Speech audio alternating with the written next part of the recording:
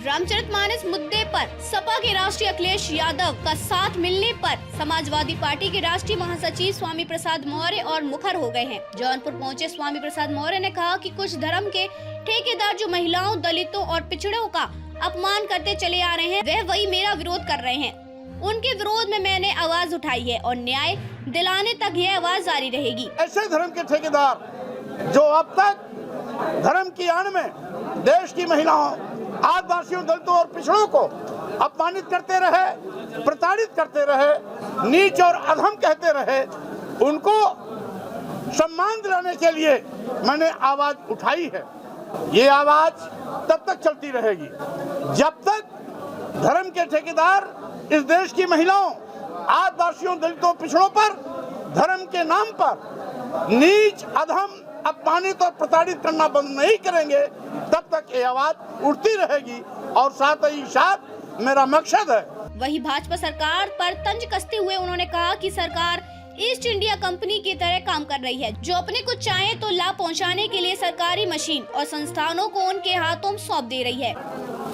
आजादी के बाद ये एक पहली सरकार है जिसने सरकारी क्षेत्र के उपक्रम प्रतिष्ठानों को निजी क्षेत्रों में बेचने का पाप कर रही है। शुरुआती दौर में ट्रेड यूनियन लीडर और विश्वविद्यालय यूनियन के छात्र नेतागण मांग करते थे कि निजी क्षेत्रों का राष्ट्रीयकरण किया जाए, लेकिन भाजपा की सरकार एक ऐसी सरकार है जो राष्ट्रीय संपत्ति को, राष्ट्रीय विभाग को अपने चहेते उद्योगपतियों के हाथ में कौड़ियों के भाव बेच रही है।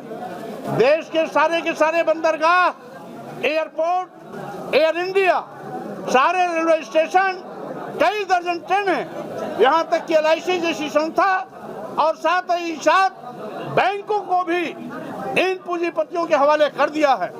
ये देश का दुर्भाग्य है कि आज वही स्वामी प्रसाद मौर्य के बयान पर भाजपा के विरोध के बाद अब सपा पार्टी में भी विरोध के स्वर उठने शुरू हो गए हैं। अमेठी गौरीगंज कस्बे के विधायक ने उठाई है उनके द्वारा दिए गए बयान के विरोध आवाज।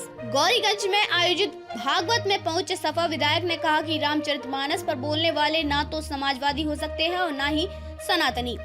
विधायक रहूं या ना रहूं, आगे टिकट मिले या ना मिले, लेकिन मैं सनातन धर्म के लिए सदैव खड़ा रहूंगा। विधायक राकेश प्रताप सिंह अमेठी के गौरीगंज से 3 बार विधायक बन चुके हैं। अपने विधानसभा क्षेत्र में आयोजित भागवत कथा में पहुंचे विधायक ने क्षेत्र की जनता को मंच से संबोधित करते हुए कहा कि राजनीतिक रूप से विलुप्त होने वाले व्यक्तियों की बातों से आपका मन द्रवित हुआ है। उस नेता के मुंह से निकली बात मुझे भी कचोटने लगी है। उन्होंने सनातन धर्म की वकालत करते हुए कहा कि राज्य रहे या ना रहे, विधायक रहूं या ना रहूं, आगे टिकट मिले या ना मिले, लेकिन मैं सनातन धर्म के लिए सदैव खड़ा रहूंगा। राजनीति से विलुप्त होते व्यक्तियों द्वारा मानस पर, प्रभु रामचरित पर, राम के चरित्र पर टिप्पणी हुई है, उसके लिए आपका मन व्यथित है, दुखी है, पीड़ित है।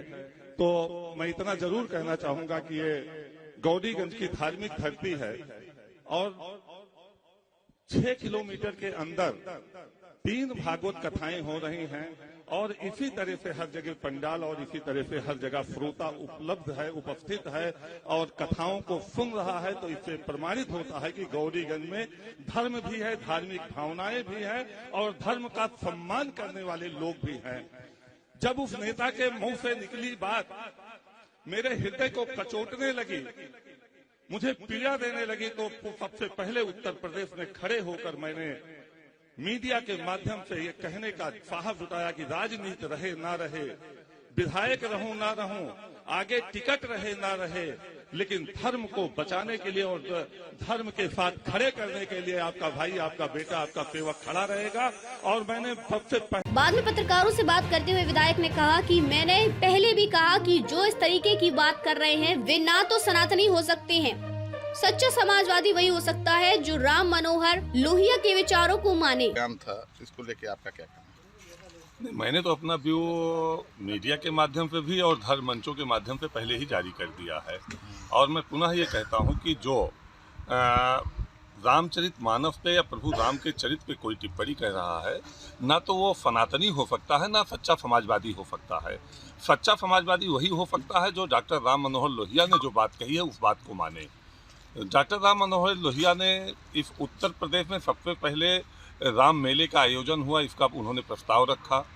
डॉक्टर राम मनोहर लोहिया ने कहा कि हमको प्रभु राम की मर्यादा मिले, हमको प्रभु कृष्ण की उन्मुक्ता मिले और प्रभु शिव की व्यापकता मिले, तब जाके समाज जो है, मैं ऐसी प्रार्थना करता हूँ ईश्वर से कि ये सब हमको मिले।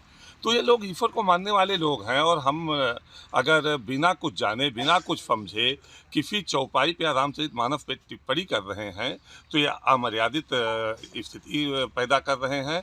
और अगर हम जनप्रतिनिधि हैं तो मुझे इस बात का भी ध्यान रखना चाहिए कि हम जनसेवा की बात करते हैं तो उस जनसेवा में हमारी की गई टिप्पणी से कितने लोगों के मन को ठेस पहुंच रही है, कितने लोगों की भावनाएं आहत हो रही हैं, भावनाओं पे कुठाराघात हो रहा है। हम नेताओं को इस बात का भी ध्यान रखना चाहिए।